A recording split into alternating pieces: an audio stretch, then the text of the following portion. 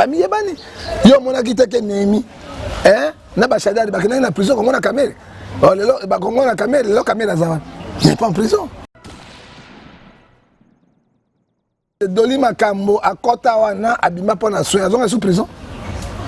La paix sur exemple, il était condamné, il est aussi condamné. Doli Makambo à Montagny, FCC non?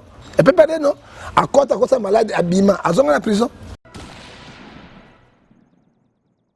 Je te dis aujourd'hui, Kamere à Kozonga les sous la prison, il y a Makala T. Ça dit quoi? Il n'y a pas l'état de droit.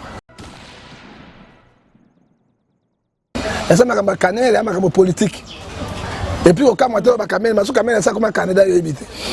Hein? Oh ils ont le balai là, va me au Canada il évité. Parce que ça bateau, alors on a ça de nganda qu'on a, les gens surveillent, Kamere ça comme Canada il évité. Toi bimbo.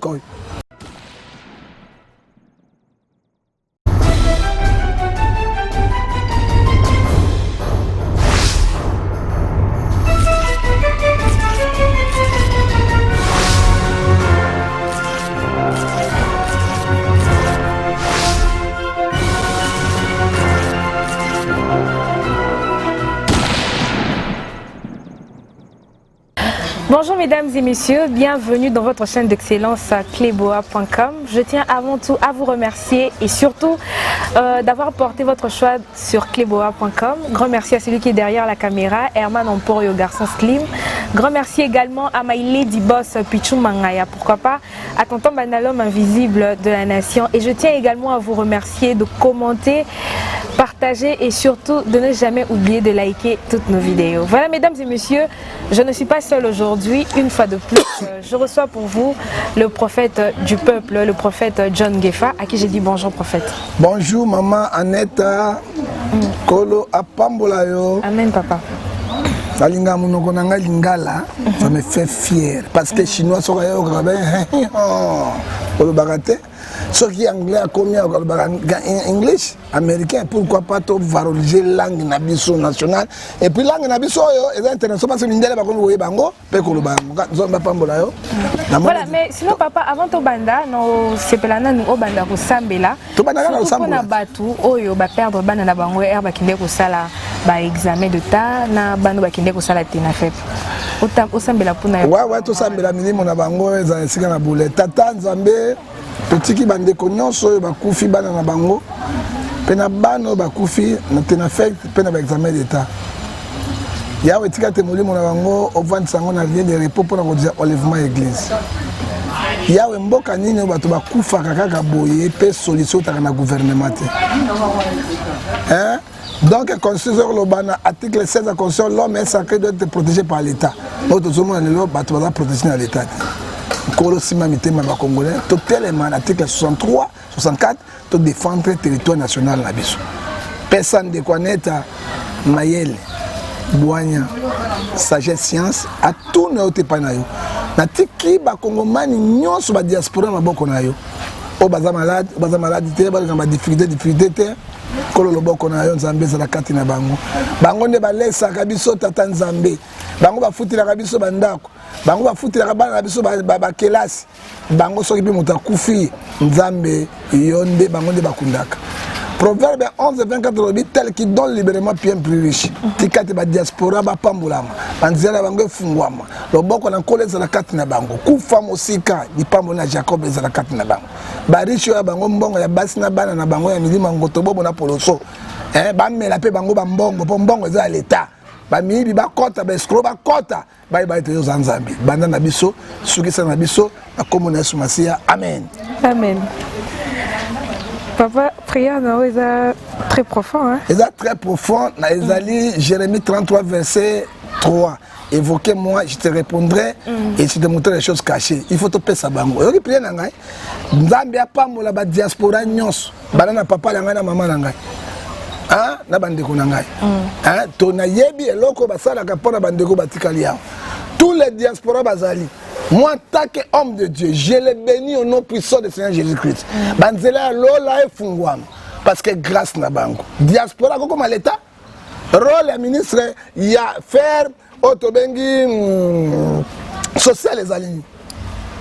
Nzambe pe apambola lisusu ba politicien na opposant oyo mbongo na bango ya escroquerie bana basi babima ebele ba récupérer yango soka simbeka litama kwa $50,000 litama kwa ça ga moite 200,000 patika la ba pauvre mais nzambe mama soka niko détruire moto akotinda pasteur te akotinda ka mutu mabe hein bana na nzambe bayaki liboso na nzambe mais nzambe atunaki satan oti wapi pozo tambola wapi ozokende wapi Esaïe 45 verset 7 il donne la lumière les ténèbres il donne la diversité il donne aussi la prospérité c'est Dieu et belé ba milliards bazana yango peuple se retrouve à côté et belé ba mbongo bazana yango peuple dans la souffrance tina na bango ezali yango lo sambola ngai hein kaka bana basi oyo bakwesa maki ba ange bakite na lolo bakiti bilongi ngenga batia ba rouge en lèvres batia ba beauté batobola bazolo na bango ata 4 madusu tango bakomona bango babenda bango mbongo parce que Agé chapitre 2 verset 8 l'or et l'argent appartient à Dieu. Bako rapé bana basité. So bana basa mitiola ya pembe bako kanga bango. Allez, boko tana bango na bidano là-bas. Voilà, merci beaucoup prophète John Gefa. Prophète John Gefa toko ta vraiment na ba sujet d'actualité de Kanambo Cannabis. To moni ba sénateur ba suggérer que balongo la marché central ya Zandu, où ils allaient précisément la ville, ba commissariat yango na Fikini. Et là on y okoloba. Mais marché central ba belge batiki yango. Bango bataka mibeko musuta ka mibeko européen. Ah bato yo. Marché central bandi lelo. Si ko bati yango na Fikini, est-ce que Fikini place sur ba loisir au ban na ba vacances, ba bongisande Fikini. Et comme un centre moko touristique. Bona ngapa même sumo buto ba kunena Fikini. Pombongo e côté belé. Hein? Ba préparer même tomber à maréchal na Fikini. Hein? Mozolé dans la Fikini côté belé le roi du Congo. Si ko bango balonga marché central, bazong sa kuna. Donc bateki marché central. Ndenge toyoka na beda chou. La beda chou oyo, ba Mauritanien oyo, na ba Libanais oyo, ba ko bakanga mboka, bana bazo filtrenga tout le Mauritanien pire akata nzambe mboka oyo. Mboko Mauritanie atiki Mauritanie yako azo filmer ngai yawo to bota makambo infiltration. Mama yo mona ngo wapi? Mibeko na bango ka mibeko ezali contre la population. Mais sinon décision on a se appliquer on ko bouleverser commerce na mboka na biso. Et ko bouleverser commerce peut troubler ko bima makasi. Et comme eza proposition. Mais ba yeba bango bazali majorité parlementaire. Ba yeba peuple ezali majorité populaire. Entre majorité parlementaire et populaire, majorité populaire ne e gagnaka. Ce n'est pas le moment bolongo la marché central wana bodong sango na Fikini, ça dit quoi? Ça dit quoi? Si vous Fikini bobo mayango ko fa ekende. Or que Fikini boko ça quelque chose, ils ont milliers de touristiques et côte ça rappelle mbongo. Alors mbongo mboka oyo tozana ba vrai dirigeant, tozana malchance na batonyo so ba gouverner biso. Voilà, prophète John Gefa to moni Mike Mokebai a démissionné na poste na ina Lamuka. Bon, Mike Mokebai na kata démocratie tolobi yango moto na libre et quoi église moto ko tapé abimi na ye na kata politique ezabo. Pourquoi Mike Mokebai a démissionné car trop tobo? Ça dit quoi? Dans les propos il y a Mike Mokebai. Je connais Mike Mokebai. On était avec lui dans les prisons. On a visité Mbala Nambala. Penalobé qui mingi. Tel Camboté, tout ça, on peut pas remercier. Tout ça, mais nous avons foutu à biso, pour remercier biso. Tout ça, nous avons biso. Tout est à batonanda, mais pour pas remercier biso. Nous avons foutu à soi. Mais ceux qui a démissionné à la Mouka, na poste, allons na poste non à la Mouka. Allons à la Mouka. Azana la Mouka parce que moi, c'est tout à la Mouka. Le bas poste, la personne qui a démissionné en ezali propos na ye. C'est tout le combat monsieur Martin Fayulu a mêlé $350. Alors Pepe pour na tribalisme la kati ya la Mouka pour que les ala likambo ya pangi. Mais pangi ezali te soki yango tozo boye likambo ya tribalisme. Oke Mike Mokebai za moluba. Siko longo na la Mouka bakoto idepes. C'est un retour na tout yango yo bi ke yampangi. Mobuta tika iso makamba tribalisme te. Tata moko mboka moko ekolo moko. Hein? Ils ont la sécurité, il faut que quelqu'un l'IDPS. Si vous avez une pangue, il faut qu'il n'y ait pas de Fayulu. Non. Hein? Alors, mboka wala kende ba tribalisme et bimisaka o ba benga yango rébellion. Ezaka malamu te. Total intérêt à Congo, non intérêt à Kuna. Mais ce qui Mike, il est pas à Moluba. Hein? Ce qui a lobby a démissionné. À cause de DPS, gloire à Dieu. Tu as encore pas Kabila, gloire à Dieu. Encore pas MC, gloire à Dieu. Mais cause Nini a démissionné dans Likambo, Nini, parce que toi, Mike, pourquoi a démissionné la démocratie, liberté d'expression, Zali, tu as condamné la Mike. À ça, qui révélation, encore à mon acquis, Fayulu, Bazo Salaba, réunion, la démarche, la FCC, des Tindi à Lungana. Mais effectivement, parce que il faut qu'on ait été IDPS na FCC, les loyaux, bazali na bon côté. Septembre, ils ont compté ma motion de défiance. Il y a des décisions ils ont compté. Mbok ils ont comme la kiriki. Les les loyaux. Déjà FCC a une négociation à la Mouka. Est-ce que Magamoto les gars, Moïse Katumba Zoloba, Ozoka Bemba Zoloba, Mozita Zoloba. Hein? Oh bah Simi Bangoana. Hein? Farid azo pata bazolo ba malam. Non. Ozomona baza déjà une négociation. Hein? Basanga na su bango na lamuka parce que FCC a donné détenir du pouvoir. Il n'a pas ça au pouvoir. Tantôt bazo croire que les loyo FCC le quoi bango ni DPS c'est simplité. Bango longa moto bango ni DPS na lamuka pas comme ça président. Hein? Parce que bango la majorité. Ozomona l'un des causes ça avait longo na ndenge wana a beau être trahison en Mboka, alors c'est un homme à féliciter.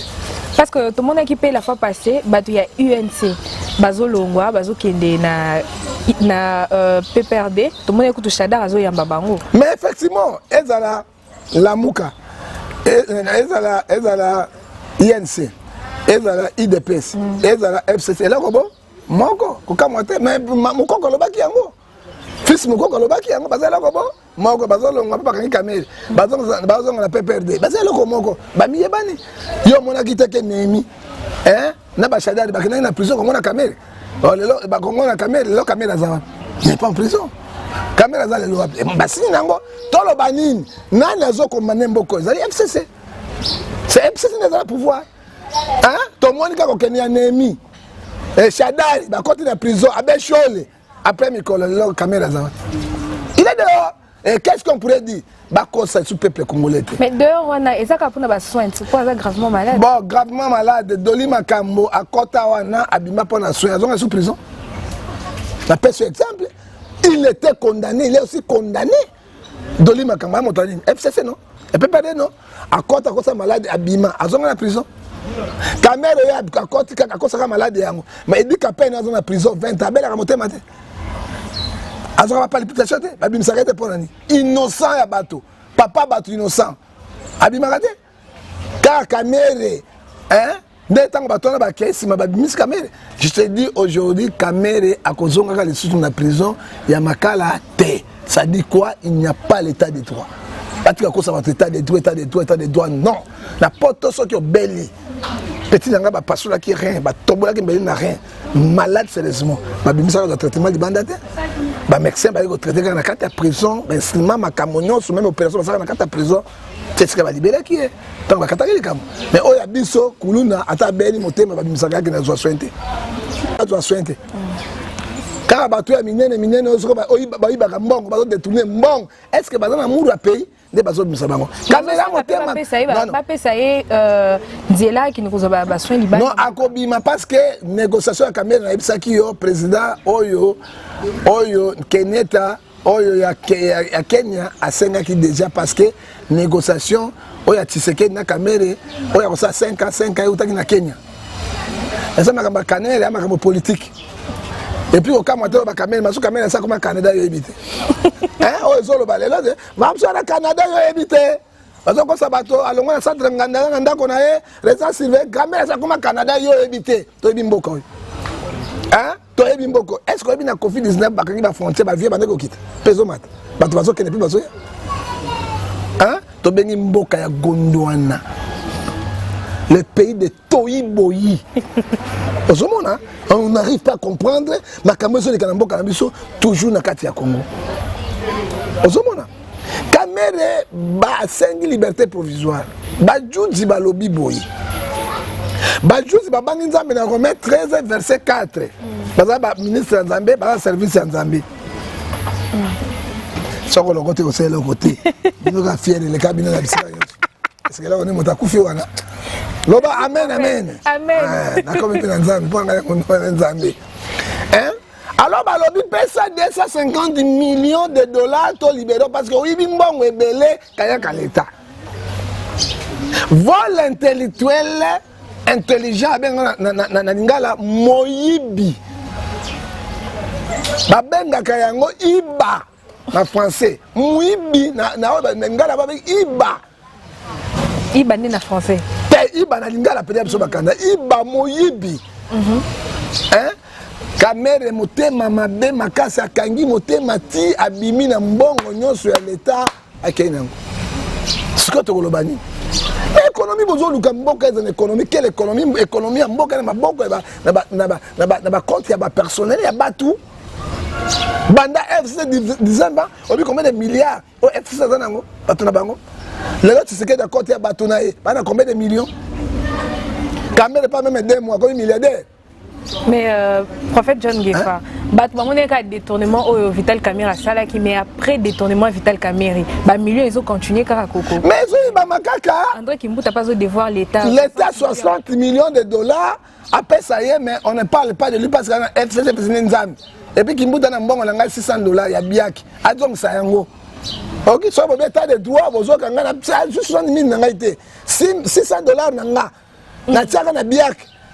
Carte nanga yango Kimbuta yokelanga mawa ngana jongza mbongo nanga pardon na boy to ko mangana beta de droit ata bakangi oloyi bakobimisa yo ngabe na TCT biaki nanga ngoy o doit 600 dollars nangai o melanga 600 dollars donc c'est 600 dollars nanga OK so yo ko mbongo na biaki te biaki kangama te mbe bafuta mbongo nangai na sangi na Kimbuta donc c'est 600 dollars nangai so ki te to mangana ku cautionner.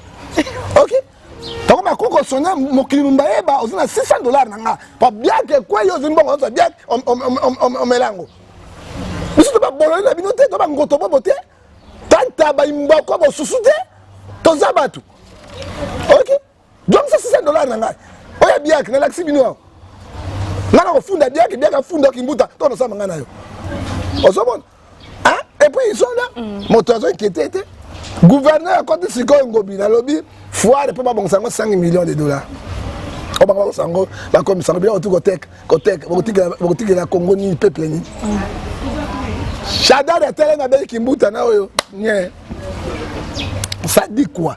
Mboka izo ko mama na FCC ou bien na cash ou bien na INC. Mboka zo na coalition. Mais ndenge ni peut perdre azaka li coller ba pouvoir ba décision yoso. Tozomona yango.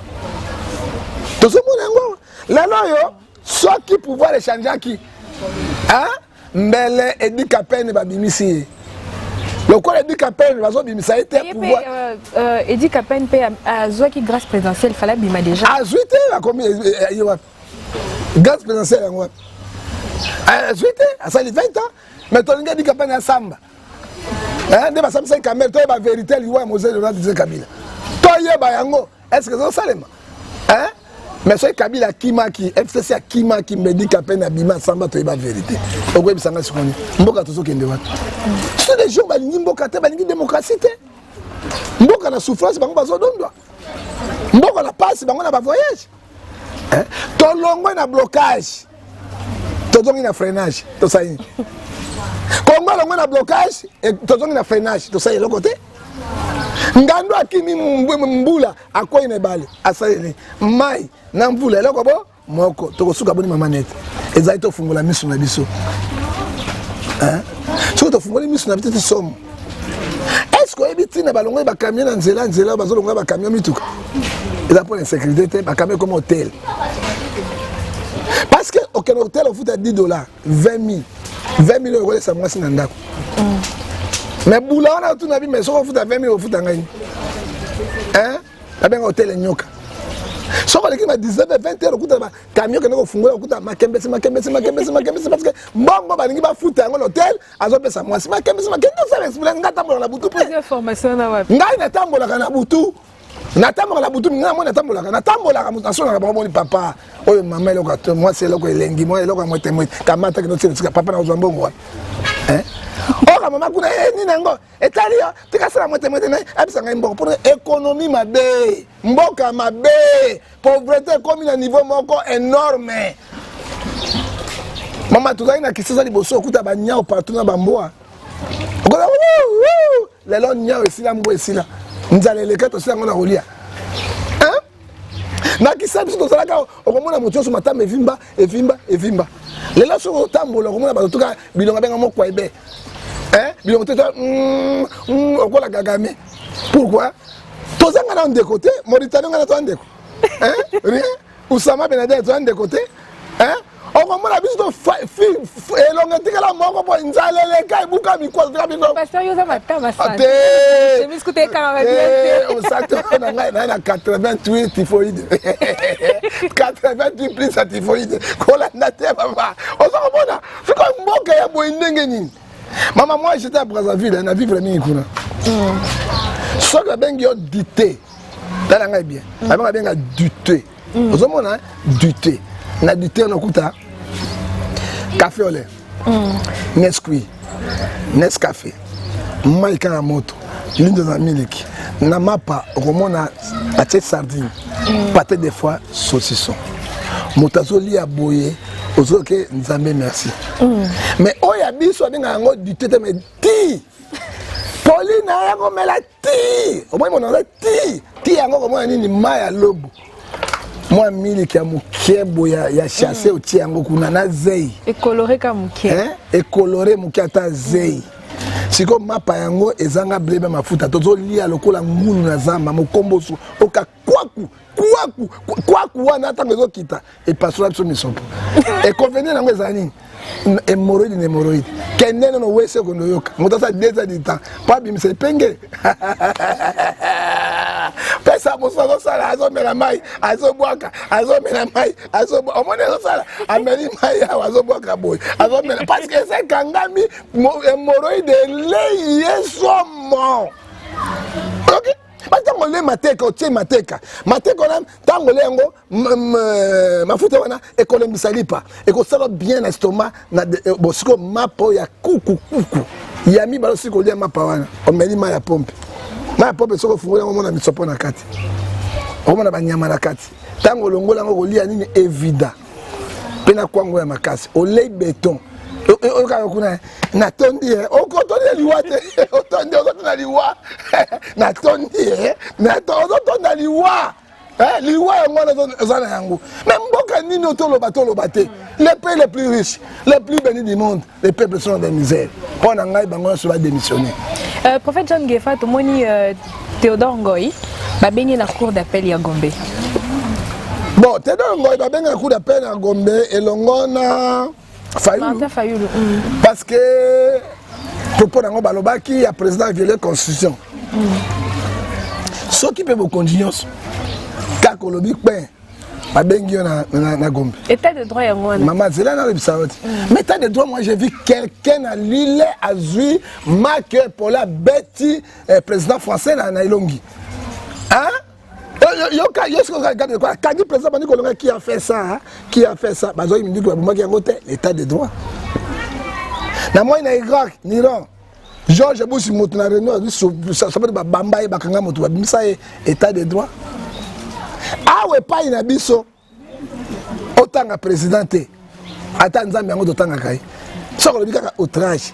Bana 3 mois na bango outrage mosusu nini Kenu diffamation moko etikali wana incitation à la haine 4-3 nakomi avocat Mauritanie na s'infiltre nanga 3 nanga trop fort mpona tongsela ka noir esaini natielaka pembe nakomi biloko na misato ezalaka te oyebi tobuka constitution te liberté d'expression et dans l'article 24 na 23 na constitution l'article 26 mais bato mosusu mpe bazo abusé yango wana il faut l'état batelemela non tozokende yango soki okamati kaka soki Ngefa mpona yo liberté d'expression eza ndenge mwana yango ekasa njafingaki non nous avons condamné ça avec efficacité azali impoli Ako finga maman Denise Boté, maman Denise n'a rien à voir avec Bandako Mokia. To condamna ki yango. Na ba pardon ba senga ki na ndenge na bango to ebele ko esukakité. Mais ce ko komi première dame, ko komi président, yeba ba ko finga yo ba ko tiola yo ba ko lobana yo. O ko arrêter bato, so ko arrêter bato to de sa prison. Hein?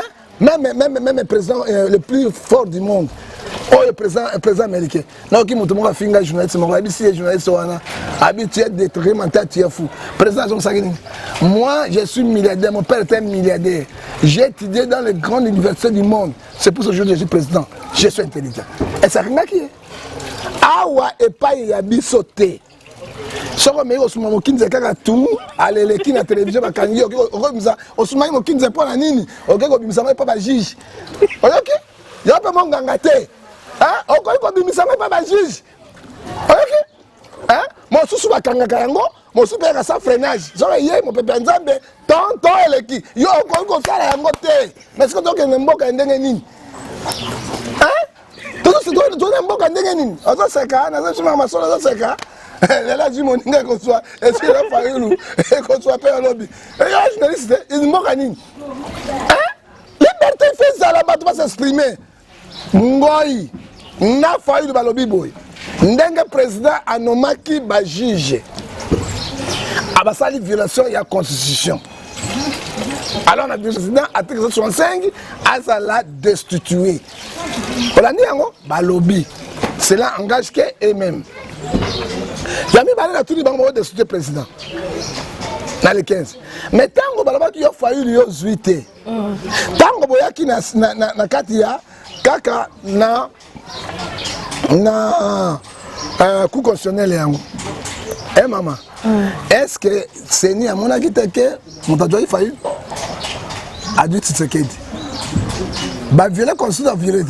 Ba violer constitution. Tango on a 35 députés. Oh, le pays n'a na kati, Jean Koubala zaki na kati, et puis Daniel Safa zaki na kati, balala ki na kati ya coup constitutionnel. Ba yé les sous bazong si ndam ndam sous ba keyango. Ba violer constitution, ba violer constitution. Ba violer constitution. Et la chef de l'État, et la même yé fayu la zoloba. Et la même yé nani Théodore professeur na droit international et zakana na kosamba, to moi ça ba cour nga pesa to mona raté. Hein? Et zakana kosamba président ba ngona makasi. Ba violer constitution. Hein, bah violer constitution. Ça dit quoi? Natango toza na ngoto ti ya moto te. To boy li kama Mali e kota a na Congo. Parce que Congo Mali coup d'état ça les hein, facilement. Peuple télémi grâce à mais wana mais makile tangité. Hein, la comparaison n'est pas raison. Hein? Batika biloko wana et puis ba pona ngati na ko benga Fayulu, ko benga Fayulu pe ko benga Pasteur Théodore est dans le sens mon côté. Hein? Et ça, le ni kaka mobule bima. Et là, ça va kangi fayu. Et là, va kangi ngoy. Et là, qu'on nini et qu'on sale malonga la carte ya Congo. Hein? Bah désordre, c'est désordre. Hein? On s'en va là. Bah on va interpréter qu'à fayu. Mais il dépêche ça, ça, ministre privé kuna. Oh, général Kassonga yo déloger bango. Bango va interpréter bango te. La carte à fille de Kinshasa, capitale, milice privée. Et bah garde présidentielle, parce que Kenge la bango d'entraînement. Et là, on est besoin de préparer. Yango, juge yango, tribunal yango. L'état de droit et quand interpeller Batouana Bakolona Yangote, ça dit quoi? Ezala Bango, na Congo, on n'a pas de politiciens, on n'a pas les opposants. Ce sont les gens qui cherchent leurs propres intérêts. Tobe Takaguma Boko, na Bango na Bassi na Bango, biso tozok bolo lolo. Yango tolobi iyele santale.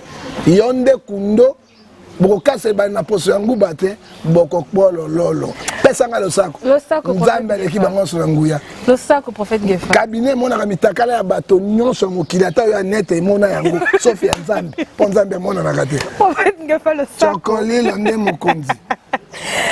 Merci beaucoup, prophète Gefa. Comme il a souka émission Nabiso, grand merci à tous nos abonnés de cleboa.com. Grand merci à Madame du cœur Annie Moussoudoukou, une dame avec un très très grand cœur. Grand merci à tonton Chez Chilombo. Grand merci à tonton Stone Mwamba. Grand merci également à My Lady Boss Pichou Mangaya. Grand merci à tous nos abonnés de cleboa.com. Prophète Gefa, comme il a déjà déjà na souka émission Nabiso, le prophète Gefa sort, il y a Mami Chibolezani. Mais sort la Mami Chibolezani sorti tout dans le pays des droits.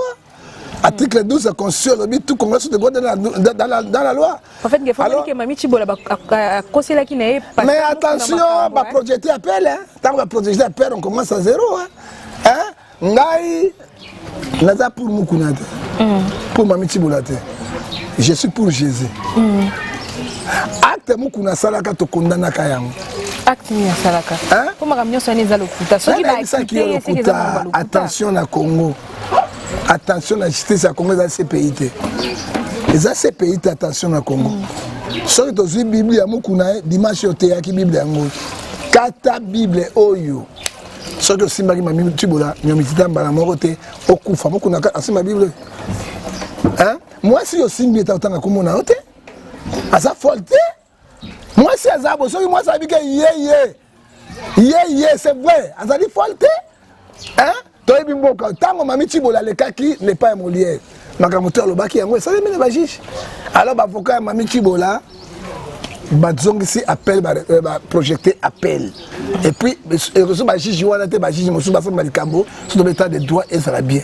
lelo bo rejeté mami Tibola akoma ennemi ya bato nyonso moto aki na réseau photo totala ki na téléphone mais prophète Nzela makambo so eleka na mboko ezaka mamba lokuta attention Nzela non eza le roi bâtiment bazo pousser bato tout monde basala nzambe mabe ko to se garer tout monde est sous vidéo mo en internet awa ya coutume coutume mwela sika moi sango na akokota na mani azaki marocain moko coutume mwela na nini nebo siko makembe sa beta ndenge na siko kameka kufili ko makembe sa te wa coutume lo kutana ndimi yango te parce que dimi partout non non attention mukuna na mona ki soya sai tue ok na mona ngona misu nga tue siko soya ngati akini mami Tibola pe abotaka tue na moni mukuna ba genou na lakisa bino mbala nyonso genou na ngai yango bandeko na ngai chaque jour genou na ngai yango yo échanger nini mukuna lakisa genou na ye tondima genou na ngai yango bandeko na ngai awa genou na loko te genou mikolo no tasa genou na ngai yango na lakisa genou mikolo so mukuna lakisa genou na ye mukuna lakisa genou na batu ya genou na lakisa na lakisa genou na ngai mikolo aboya genou pona ni tango alaki likolo ya mami Tibola tozomona na mutuka lokolo moko etelema koso evandi azobenga tatu wani nzambi wani makambo mini ya bolole bozotia nzambi wani nzambi akoma kwa imbécile na bino ozoka te justice ezalaka boye te tozela baprojete appel ekende na solo mais malgré tout cela mokuna azwi peine na ye asali 4 mois na prison ezali déjà peine. Voilà, merci beaucoup prophète Ngefa ba dédicace ne peut se revoir à Laurent Sogoro pour na mituka et c'est comme nazwe loko te nazwi na note foi ça na ngai pende lekita Brahma prophète ne bela mabango banda ko te likambo te loko likambo éclairage chapitre 3 verset 1 lobi likambo za na tango na yango to pesi mbote na mami na ndeko na biso Sœur Babi Kabala maman moko azana Suède aide soignante amonaki ete ba rejeter ba handicapé nyonso pe ba rejeter ba autiste nyonso ayiko de initiative azoya na août awa na octobre awa ko fêter na be bosono nyonso pe ko pesa bise na bango. Oui, mais bosso na keseni et bosso na musoro mona alobaka te. On est-ce que ça on a ba fonds personnel na ye ya l'état te. Ba ça l'état. La nanga te mama. Pour personne moi c'est kitoko ko bino soko moni serango. Na ndimité. Siko mona bosso na mususu o alobaka te. Oh ça va. À moi face moi bien. Mon super mona kaka à moi bien. Mais au mona kabina boy ta miso na moi tata ma business ça tala te honnête ça ça kaso nini pas besoin business atanga ça mais somo mama wana kona ngai azali adjointe ya mama Elisabeth mama Yesu pe ko mona ba boso no bazo pesa bijou azo embrasser bango pasi musasa na poto yango ali pourquoi pas na mboka na ngai na sinya bolingo na sinya sengo aneta na kosangana bana wana donc amuté malamu loka mama Olive Lembe te mama aleki mama Olive Lembe ele boso no so e boso na pesa mo so Kabila bête mo le botu te Kabila azwa mais Kabila moi c'est là on va bien prendre so ko bouger crocodile za na bois qui o dame yo abi ko bo te ko sangana te o ko bona mama tika na loba ela kwa malamu aneta na congolais tika na bimisa ta mo pepe ya pamba mo pepe ya nzambe biloko bakali na bakali bolongo biso na blocage boto so na freinage to bosali ni mama akoya oyebi boson mususu surtout so na mobile boson loko abini ba neta boy loko la batumba boy o ba benga basi ambiji soko boy sala mokina yo surtout be boson na boy mama nanga ndanga okala na misa bata kala data la yo tan yo machine nga tan po sambusa yo mais mama wana andimi biloko ya boye Dix, les grands maîtres à Kozala, Oussama Ben Laden la sécurité naie, tous les pétés en Nzombo à Kozala, on a invité Oyo sur Tumba, Botel à Bango et Longo le Salema. C'est une femme à féliciter. Nzambe Pambolaye, to pesimbote na Mami Bomolo B52.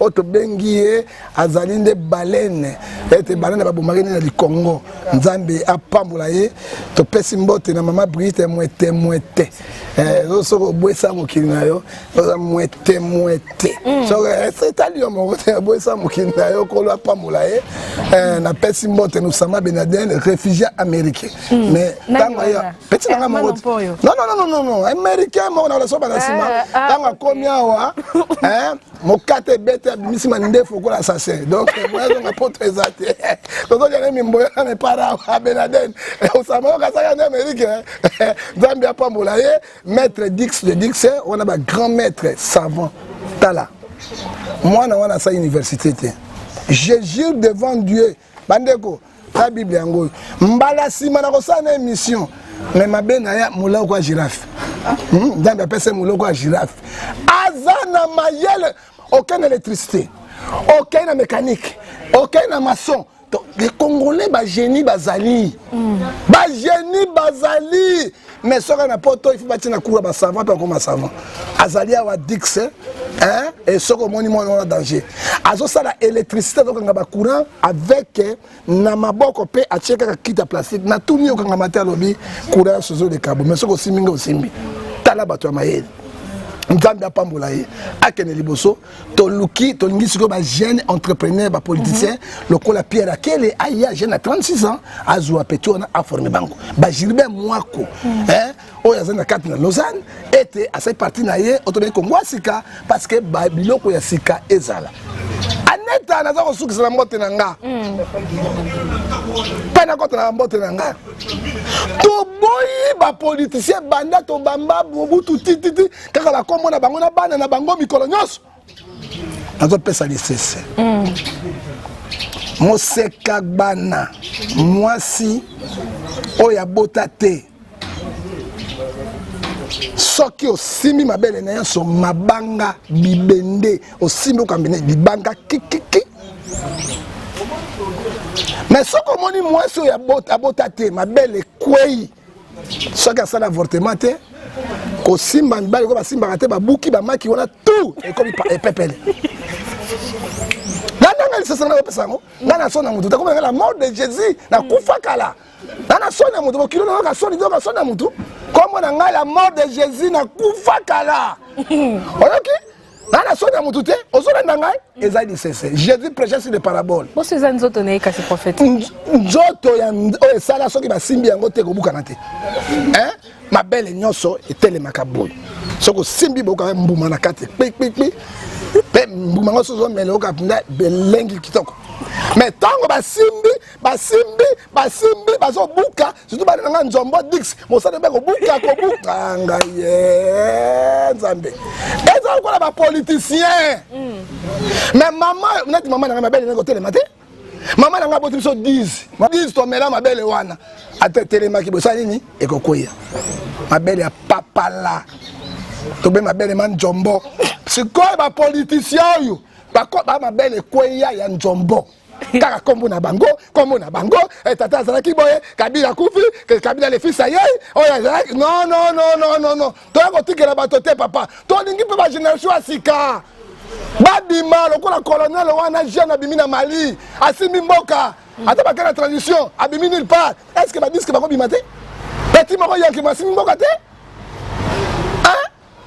pourquoi mabele baseke kwei corruption moyibi makembese njobi makiki kindoki ekoti kati na yango tolingi siko baseka mabele telemi akoni ide ya sika akoni makanisi ya sika on peut faire Congo quelque chose kaka bakombo toyoka banda Mobutu bomboko Kabila le père Tshisekedi kaka bakombo wana toya kotika bango bamozito banani pourquoi bakombo ya sika kobima te pourquoi bakombo ya sika kobima te bakombo yokana te topesanga bagene no chance basima mboka na biso towana malchance na badirigeant babele na bango ekweya bana basa mela tolembi bango bakende nano tozwa génération mosusu ya sika na suki wana lisese nakopesa mbote na papa Guillaume Eloni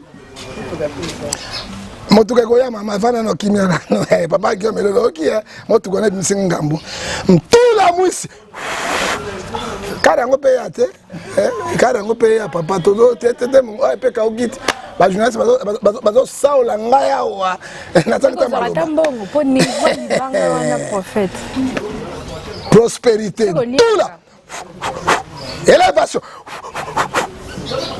zoua para Guillaume Eloni oh Isaïe Laura Sokoko te Sokoko na noté kola pambola ye papa Guillaume na kufia mtu kwa ngope ya pe moyete parce que na lobby na kota ndako pamba bande kolanga oya ngai pe na ko ndimele kime me atoma ekima ko oya fo ya ngai kita Abraham ate bande kolanga nzambe apambola bino to pasi mbote na mama na ngai batondoko edoxi na kati na Genève oya leki basi nyonso na kitoko aleki na yo na net na kitoko kola pambola mama edoxi mwete ya papa Ngefa tango avandaka boye papa Ngefa azotala ye bayoka mwete diki na pesi mbote na papa Ngefa grand prêtre père oyo tobenge roi de Borsalino père ta biloko na yango oyo okomi na moni olandi idéologie ya papa Etienne te nazalaki tatuka bishi na longwa nazongi Ngefa mais oyo moniere etikali ya papa Wemba ozoka tala biloko na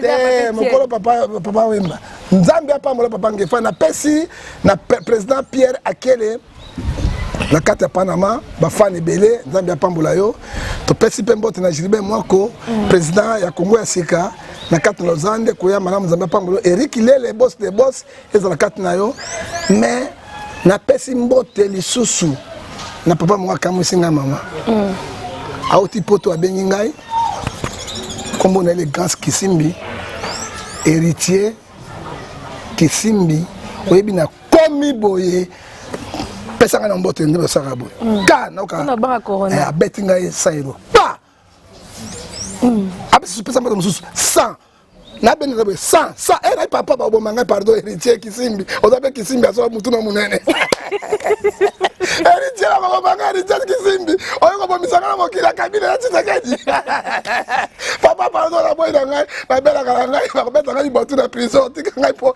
papa ba to bazali o pesa na ba bosse pesa loko ozwe loko ko ezali ko ba na kinga kati tena kende tena nganda kuna kolia ngai obi nganda olia ngai bisika bo ali ngana sama corona progondo na bilo na kende na lingi bilo ko na te na tika la kolema nena mobimba bo ye ndenge na mobimba be ko la pambola nga iwa ngando ngala ngando ako sala nga musate ngando na bayo kaka na boy pardon kendo zanda pambola auto pesi mote susu na bakongomani nyonso surtout TV na bino Crebois.com mama na motema malamu na ebi nzambe apambola eboye malamu ngonga so akoya akobenga ngai na kozana elongo pe kolo apambola ye to pesi mbote na grand maître auto bengi Ntimbiko Ngoi 3 fois champion d'Europe oyebi que nazo préparer comme maman monene hein maître wana nazo préparer yango combien de non, nazo chef spirituel na ye nazo préparer contre John Sinai et puis na André Kekere tala na loboko monene boye soka beti ali ya mokuluta panje nga mina Jones ne koyi pe wanga natikaka rondora kashiraka boko mona Congo champion ya kati Congo eloko makasi maître Nzimbi kola pambola yo biloko na yo komi maître Nzambe ya pambola yo na ba soutenir biso kola pambola yo to pesi pe mbote ya suka na papa chef de quartier na Mikonga Maseba yo nde Nzambe azana yo et puis to pesi noko chuke et puis ba kongomani nyonso surtout grand prêtre na ngai otobengi lelo oyo Dix de Dix wana grand professeur Nzambe apambola kene liboso et puis to pesi lisusu apôtre Elias Pedro Nangola vrai apôtre asimba gegete o asimba loko te Nzambe apambola yo et puis to pesi lisusu mbote oyo ya suka oyo pende ya suka tozo sukisa na kati oyo kite mbala sima pesa eloko pesa makambo ozo makambo OK danza to pesi mbote na Mokenge to pesi mbote na Nzombo pe mapezo sala ngaiti to pesi mbote na Mokurta Panzi mais pe mezo sala coronete papa tula mwisi tula nina bengai tula nina bengai 6600 volts simba yo kai gai sola nani wana Laurent Sokoko soki oboyi okamate grenade otiao gagame pa kufa kende opande pa James Kabare na Buruziza salamu kile na suki wana. Voilà, merci beaucoup prophète John Ngefa, grand merci à toi derrière la caméra, Herman Emporio, garçon slim, grand merci à mon vieux Bob Loleka, grand merci à tous nos abonnés de cleboa.com, grand merci à toi José Makiese, sans oublier le grand monsieur Freddy Vouvou, je te salue. Voilà, mesdames et messieurs, nous sommes arrivés à la fin, restez branchés sur cleboa.com, bonne suite de programme. Bye bye. Bon numéro nanga soko zonga makambo spirituel pour rebondela pour na kubenga ngai na sub intervention kubenga na 00243 89 610 49 41 kubenga na 00243 81 877 26 et 877 26 78 P privé nanga 00 243 99 99 42 937 boye bakaboui TV c'est l'argent. Même bano bazo longa pour rejoindre bilili. Ba ba ko pamba te, c'est payant aussi. Pe pour qu'on soit invité ba comment foutre ça ba ngom. Parce qu'à quoi au fait l'été. Bino ba patron, boye ba eloko. Parce que bozo tia bango vie difficile. Yoka basi mingi internet. Ba koma nini ko kabanzoto na bango pas obelema. Hein? Ezali nyo sauter. Mais il faut faire beaucoup d'attention. Parce que ça y a un patron qui fout un bongo et ça te mais vous soutenez bango attends bango ba transport attends bango mo ba gens de poche et ça la paie bien hein les autres dans zo ma bo hein moi pesa loko hein ndena zwinga pe na bimisi malobo ngaza na ngote eloko fele akufa même bible tout ça na bible Matthieu 17 et le bin allez prêcher dites le nom de ses proches donc continuez à 8. Vous avez ça gratuitement, donnez ça hein, gratuitement. Et ce que souka neuf lobini, l'ouvrier mérite son salaire. Merci beaucoup prophète Ngefa. Grand merci à tous nos abonnés de cleboa.com. Restez branchés, on se retrouve au prochain numéro. Je vous embrasse, bye bye.